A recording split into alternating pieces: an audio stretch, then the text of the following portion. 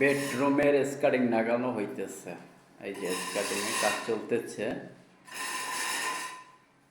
এই যে দেখুন মিস্ত্রি সাহেব, কতক্ষণ লাগবে রুমটা কমপ্লিট করতে? আধা ঘন্টার ভিতর হয়ে যাবে আল্লাহ যদি বাচ্চা। এ পর্যন্ত হয়েছে অলরেডি, এই পিলার পর্যন্ত।